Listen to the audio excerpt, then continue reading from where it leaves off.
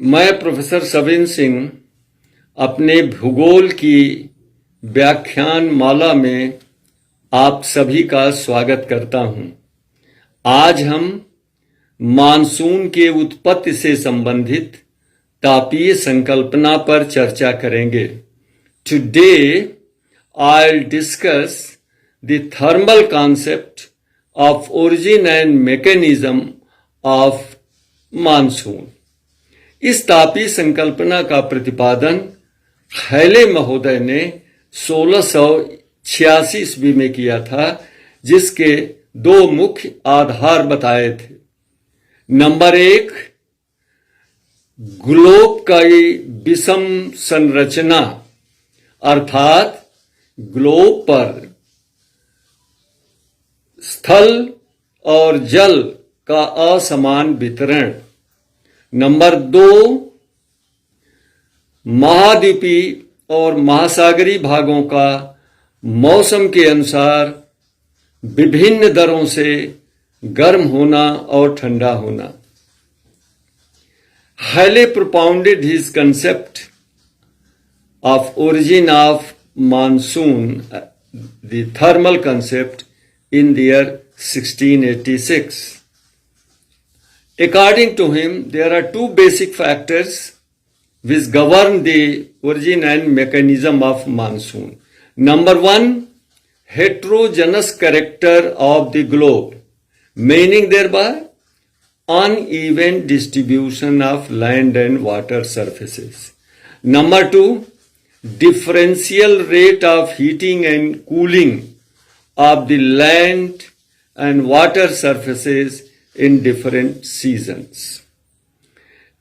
According to thermal concept, during northern winters, the sun is vertical over Tropic of Capricorn in the southern hemisphere.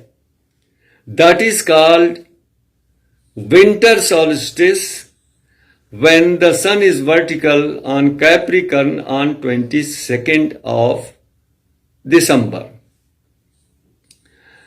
उत्तरी शीतकाल के समय, यानी उत्तरी गोलार्ध में जब शीतकाल होता है, तो सूर्य जो है मकर रेखा पर 22 दिसंबर को लंबवत होता है दक्षिणी गोलार्ध में। इसे हम विंटर सॉल्स्टिस कहते हैं। नतीजा क्या होता है कि उत्तरी गोलार्ध में अत्यधिक ठंडी होने के कारण उच्च वायुदाब का निर्माण होता है, और हिंद महासागर के दक्षिण में ग्रीष्मकाल होने की वजह से निम्न वायुदाब का निर्माण होता है।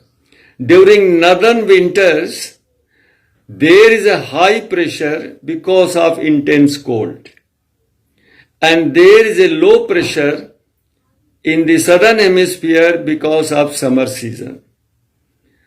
उत्तरी गोलार्ध में हिमालय की स्थिति के कारण बैकाल झील और पेशावर के पास उच्च वायुदाब का निर्माण होता है, और हिंद महासागर के दक्षिणी भाग में निम्न वायुदाब का निर्माण होता है।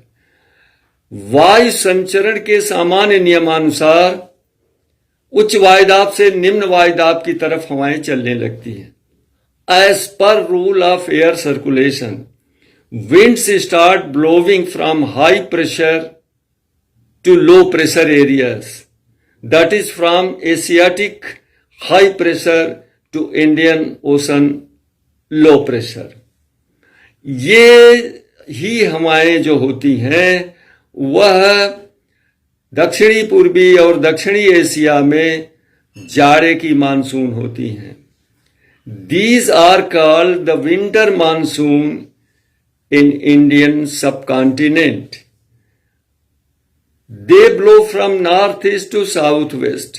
इनका प्रवाह जो होता है उत्तर पूर्व से दक्षिण पश्चिम दिशा से। चूंकि ये स्थलीय भाग से आती हैं, अतः ये शुष्क होती हैं और वर्षा नहीं करती हैं। लेकिन जब कभी ये समुद्री भाग से होकर गुजर जाती हैं तो पर्याप्त वर्षा करती हैं, जैसे कि शरद काल में तमिलनाडु के पूर्वी तट पर वर्षा होती है, क्योंकि ये उत्तरी पूर्वी हवाएं जब बंगाल की खाड़ी से होकर के दक्षिण पश्चिम दिशा की तरफ जाती हैं तो नमी प्राप्त कर लेती हैं और वर्षा कर देती हैं। Since these northeasterly winter monsoon winds come from over the land, they are dry and therefore they don't yield precipitation. But whenever they come from over the oceanic surfaces, they pick up moisture and they yield precipitation. For example, the eastern coast of Tamil Nadu receives copious rainfall during winter season because the northeastern monsoon winds coming from over the Bay of Bengal pick up moisture and they yield precipitation there. उत्तरी ग्रीष्मकाल के समय स्थिति पूर्णतया बदल जाती है। The winter conditions is completely reversed during northern summer and southern winter season. सूर्य अब 21 जून को उत्तरायण स्थिति में आकर कर्क रेखा पर सीधा चमकता है और दक्षिणी गोलार्ध में शीत ऋतु हो जाती है, उत्तरी गोलार्ध में ग्रीष्म ऋतु हो जाती है। The sun becomes vertical over Tropic of Cancer on 21st June and therefore there is a summer season in the northern hemisphere and winter season in the southern hemisphere. परिणाम स्वरूप एशिया में हिमालय की स्थिति के कारण दो जगह निम्न वायुदाब बन जाता है, एक बैकाल झील के पास, दूसरा मुल्तान के पास। Consequently, two centers of low pressure are formed because of the presence of the Himalayas. One is near Lake Baikal, the other is near Multan. Conversely to the northern position, there is a reverse condition in the southern hemisphere. उत्तरी गोलार्ध के स्थिति के विपरीत दक्षिणी गोलार्ध में स्थिति पैदा होती है, अर्थात हिंद महासागर के दक्षिण में उच्च वायुदाब का निर्माण होता है।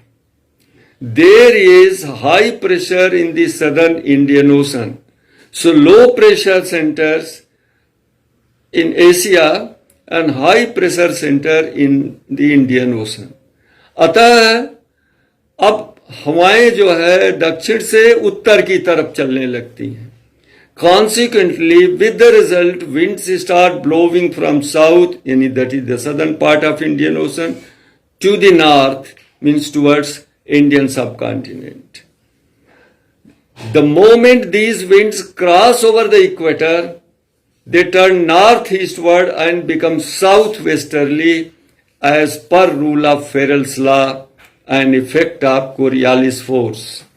जैसे ही ये हवाएं भूमध्य रेखा को पार करती हैं, फेरल के नियमानुसार इनकी दिशा उत्तर पूर्व की ओर हो जाती है, यानी दक्षिण पश्चिम से उत्तर पूर्व की ओर चलने लगती हैं। ये दिशा में परिवर्तन फेरल के नियम के अनुसार और कोरियालिस फोर्स के प्रभाव के कारण होता है। Since these are called southwesterly monsoons or summer monsoon. Since these winds, meaning thereby southwesterly monsoon winds, come from over the oceanic areas, more specifically from over the Arabian Sea and Bay of Bengal, they pick up moisture and yield substantial precipitation over Indian subcontinents wherever they are obstructed. परिणाम स्वरूप ये दक्षिणी पश्चिमी monsoon हवाएं चूंकि समुद्र के ऊपर से आती हैं, अर्थात बंगाल की खाड़ी और अरब सागर के ऊपर से आती हैं, अतः पर्याप्त नमी धारण कर लेती हैं और जहां कहीं भी इनका पर्वतीय अवरोध होता है ये पर्याप्त वर्षा कर देती हैं। So this is the position, the winter monsoon and summer monsoon according to thermal concept of Halley. But this thermal concept has been severely criticized and several evidences have been produced against this concept.